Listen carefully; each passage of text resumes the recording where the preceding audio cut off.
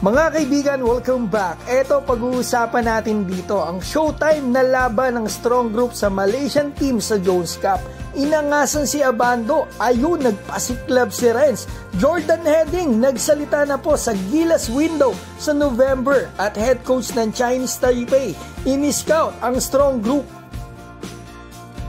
So eto na mga kaibigan, ang napakagandang bakbakan, Philippines versus Malaysia dito sa Jones Cup. Kaibigan, eto yung ating strong group na palaban dito. Tingnan natin yung mga depensang ginagawa rito nila kay Black dyan sa import ng kalaban.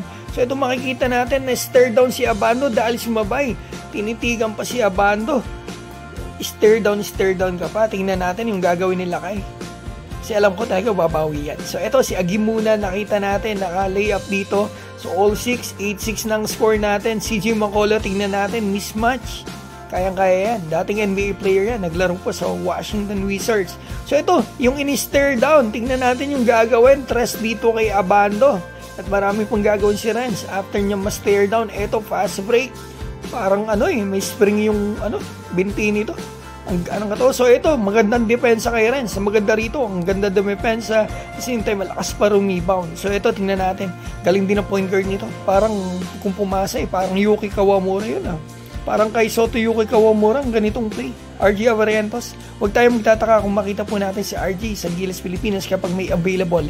Kasi ito po ay na-draft ng Hinebra. So malaki ang chance na, syempre, coach niya si Coach Tim ko, makuha ito sa ating national team.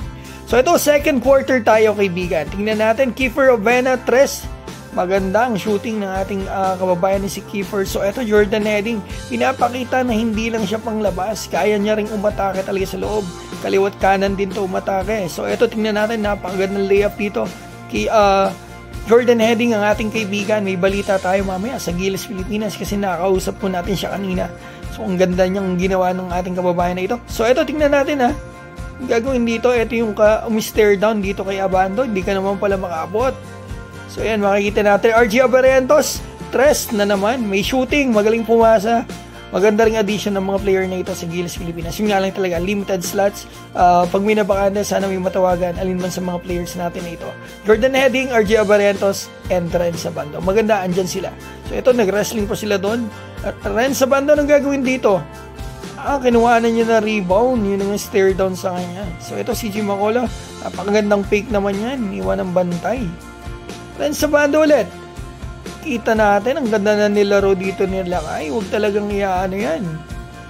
So ito, third quarter na tayo. Napakagandang layup naman yan kay Fenner sa import natin. So ito, tingnan natin yung connection. Yan ang mga pinapakita ni Jordan Heading. Hindi lang talaga shooting. Kaya niya rin pumasa. Tumatakas sa loob. So ito, another one. Ay, kay Fenner to. Ang gandang layup dito ni Fenner. Sa kabila kanuha. Ito yung napakagandang connection ni Jordan Heading at CJ Macolo. Napakagandang pasa. So yun mga kaibigan, nakikita natin yung mga ginagawa ng mga players natin dito. Ang ganda talaga ng laro nila. Congratulations sa strong group at kay Coach Charles Chu dito sa ating team.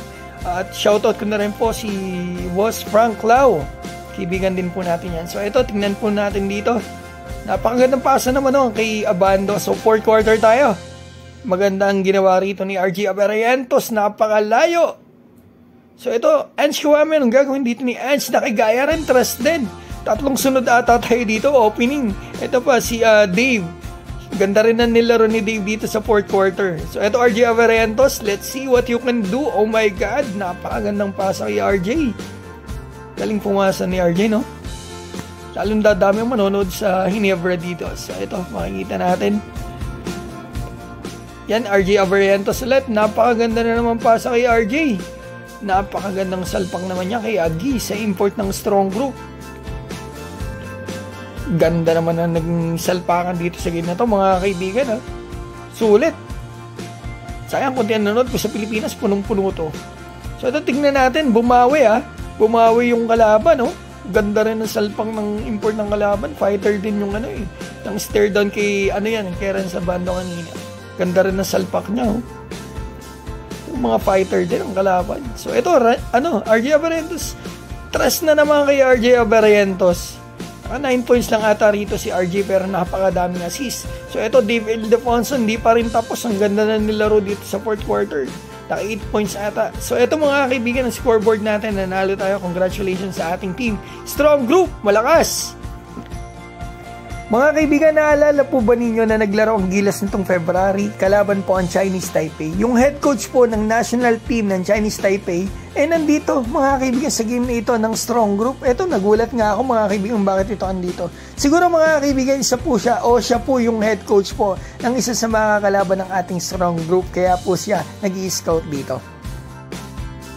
So eto mga kaibigan, balitaan ko po kayo sa ating kaibigan na si Jordan Heading at Gilas Pilipinas. Kanina nakausap ko po ang ating kaibigan na eto, paano nga kapag tinawagan siya ng Gilas Pilipinas para dito nga sa November window. Eto po yung sagot niya sa akin mga kaibigan. If they want me, I'll be there.